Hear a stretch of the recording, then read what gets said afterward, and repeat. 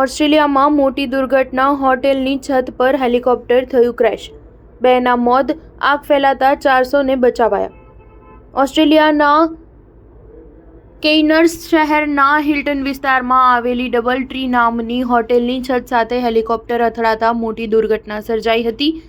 Helicopter 10,000 ફૂટની ઊંચાઈથી અચાનક હોટલની છત પર પડ્યું હતું અને તેની સાથે જ હેલિકોપ્ટરમાં આગ લાગી હતી. દુર્ઘટના બાદ તરત જ હોટલને ખાલી કરવામાં આવી હતી અને 400 લોકોને સુરક્ષિત સ્થળે ખસેડવામાં આવ્યા હતા. આ દુર્ઘટનામાં પાયલટ અને એક મુસાફરનું મૃત્યુ થયું છે. અધિકારીઓએ સોમવારે જણાવ્યું હતું કે હોટલની છત પર હેલિકોપ્ટર અથડાયા બાદ હોટલના સેંકડો મહેમાનોને બહાર કાઢવામાં આવ્યા હતા. સોમવારે સવારે લગભગ 2 વાગે હોટલમાં દુર્ઘટના માટે ઇમરજન્સી ક્રૂને બોલાવવામાં આવ્યા હતા. કેસની તપાસ ચાલી રહી છે. અહેવાલ છે કે હેલિકોપ્ટરના 2 પ્રોપેલર અટકી ગયા હતા. ત્યારબાદ હેલિકોપ્ટર હોટલની છત સાથે અથડાયું હતું અને ક્રેશ થયું હતું. પોલીસ ઘટનાની તપાસ કરી રહી છે.